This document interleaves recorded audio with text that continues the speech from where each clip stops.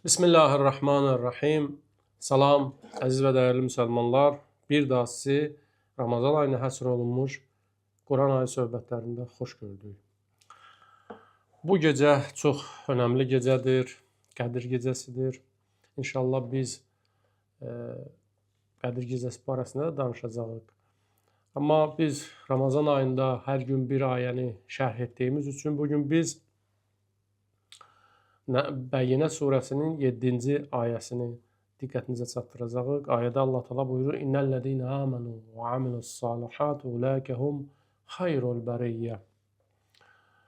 Şübhəsiz ki, Allaha iman gətirib yaxşı iş görənlər yaranmışların ən xeyirlisidir. Yaranmışların ən üstünüdür. Ayədə Allah Teala yaranmışların, məxluqların ən üstünü barəsində danışır. Ayədən öncəki ayədə şərrul bəriyyə deyir. Yaranmışların ən pisi, ən şərlisi.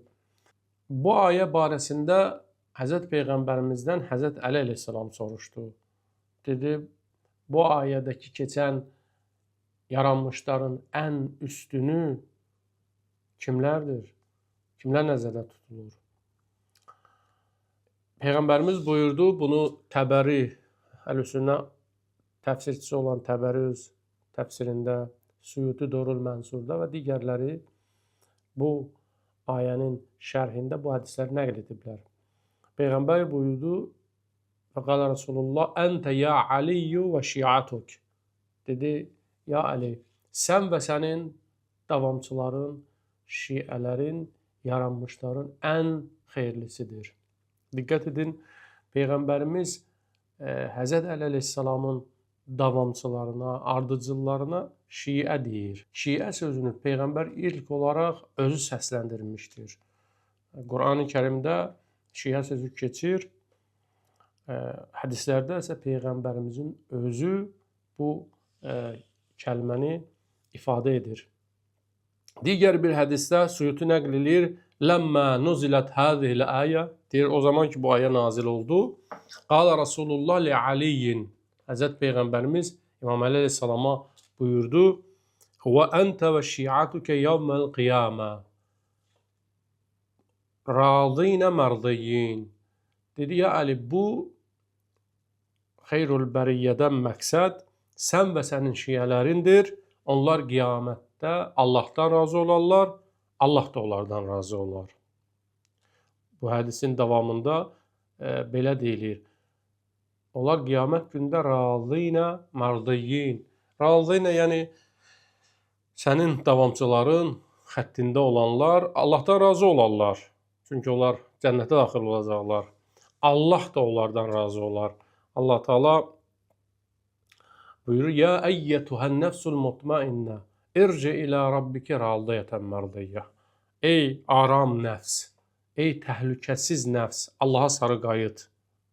O insanlar ki, öz nəfsini əhliləşdiriblər, nəfslərinə tərbiyə veriblər, nəfslərini islah eləyiblər. Onlar heç bir qorxu olmadan, hürkü olmadan, qorxmadan Allaha sarı qayıdacaqlar.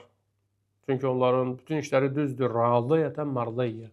Onlar da Allahdan razıdır, Allah da onlardan razıdır. Maidə surəsinin 54-cü ayəsində də Allah Teala buyurur, yuhibbuhum və yuhibbunə. Bu şəxsləri Allah da sevir, onlar da Allahı sevirlər. Fikir verdiniz ki, bu ayədə Allah Teala yaranmışların ən üstünü barəsində danışır.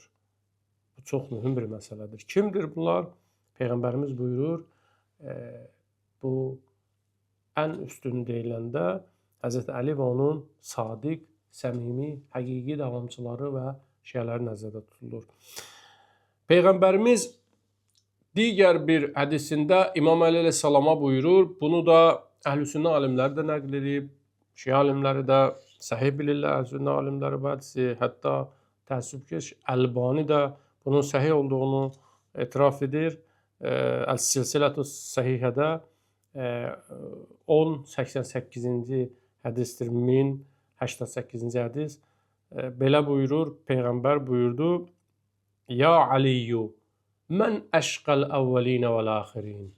Dedi, ey Ali, bilirsən ki, tarixin birinci ən bədbəxti və sonuncu ən bədbəxti kimdir?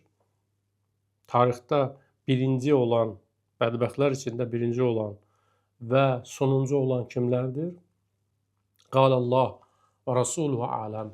Əleyhissalam buyurdu, Allah və Rəsulu daha yaxşı bilirlər.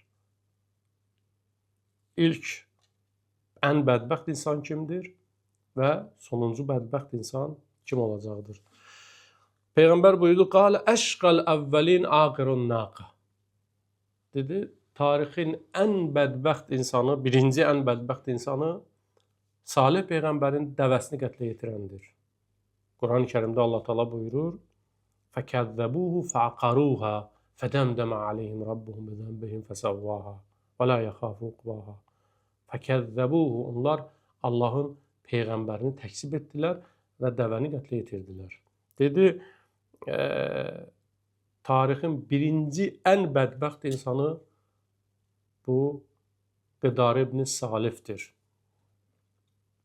Və sonuncu ən bədbəxt insanı isə və əşqəl əxərin əllədi yut'inukə ya Ali.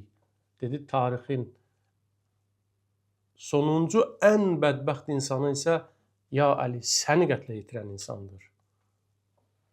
Görün, Peyğəmbərimiz nə deyir? Deyir, əşqəl əvvəlin. Ayədə də keçir o Şəms surəsində. İzin bə'd əşqaha. Onların içindən bir ən bədbəxt qalxdı, getdi o dəvəni qətlə yetirdi. O, tarixin birinci ən bədbəxtidir, sonuncusu isə Peyğəmbərimiz buyurur, Həzrət Əlini şəhid edəndir. Görün, Allah Teala xeyrul bəriyyə deyəndə yaranmışların ən xeyirlisi deyəndə Həzrət Əlini nəzərdə tutur, onun şeylərini nəzərdə tutur. Və yaranmışların ən bədbəxti də, ən şərlisi də kimdir? Həzrət Əlini qətlə yetirəndir. Həzrət Əlinin düşmənləridir. Bu çox mühüm bir məsələdir. Allah Teala bizə həm düzü göstərir, həm də əylini. İnsanlar bilirsiniz, yaxşı insan var, pis insan var. Pislər də fərqlənir. Biri pisdir, biri daha pisdir. Biri bədbəxtdir, biri daha bədbəxtdir. Biri təqvalıdır, biri də daha təqvalıdır. Allah buyurur, İnnə əkrəməkum indəllah ətqakum. Allah yanında ən üstünüz ən təqvalınızdır. Yəni təqvalı üstündür, amma ən təqvalı isə daha üstündür. Və bədbəxt insan var, daha bədbəxt insan var. Xeyirli insan var, daha xeyirli insan var. Həzrət Əli əleyhissalam və onun davamçıları xeyirli və daha xeyirliləridir. Və onun qarşısında duranlar da ən bədbəxt insanlardır. Qədr gecəsində Həzrət Əli əleyhissalamı qətlə yetirdilər. Dəhşətlisi budur. Ramazan ayında ən müqəddəs aydır. Qədr gecəsində Leylətul Qadr xeyrun min alfi şəhr. Bir gecə 1000 aydan üstündür. Allahın evində, adi bir yerdə yox. Allahın evində adi bir halda yox, namaz halında, namaz qılırdı. Namazın da ən fəzilətli məqamı, Allaha yaxın olan halı, zamanı səcdə halıdır. İnsan Allaha səcdə edir. Təvazükarlığın ən mükəmməl formasıdır. Əli əleyhissalamı harda Əli əleyhissalama zərbə endirir? Səcdə halında. Bunlar hamısı göstərir, bu insan həqiqətən də ən bədbəxt insandır, ən qəddar insandır və Allahın rəhmətindən, bərəkətindən uzaq bir insan ola bilər, adi bir insan ola bilməz.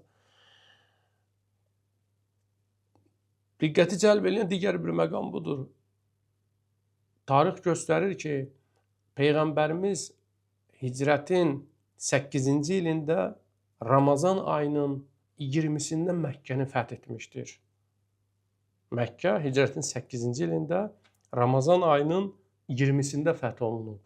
Və Əli əleyhissalam da 20-si və 21-ində. Bəziləri 20-dir, bəziləri 21-ində.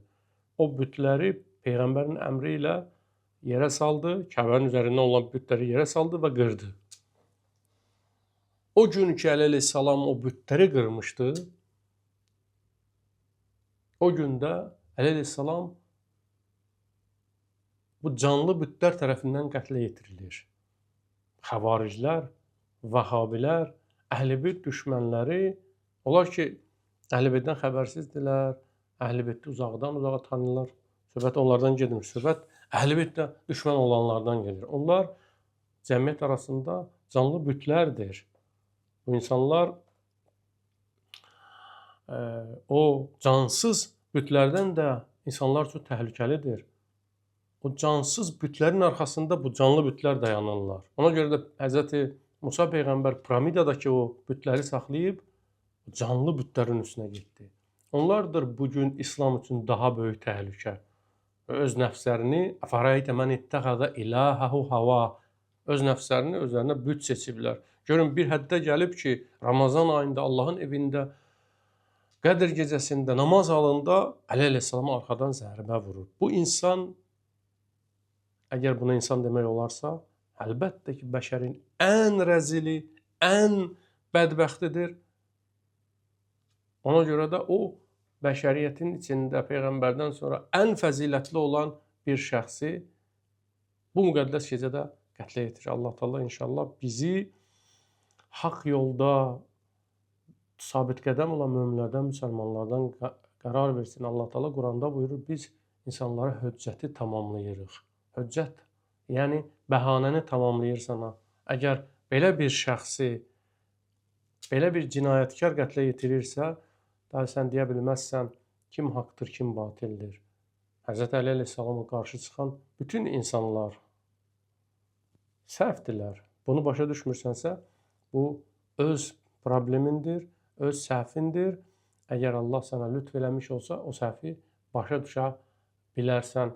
Allah bizi bu gecədə bağışlananlardan qərar versin. Müqəddəs gecədir, dua gecəsidir. Allah aqibətimizi xeyirli eləsin. Bizi Əhl-i-Beyt Quran yolunda sabit qədəm eləsin. Əssalamu aleykum və rəhmətullahi və barakatuhu.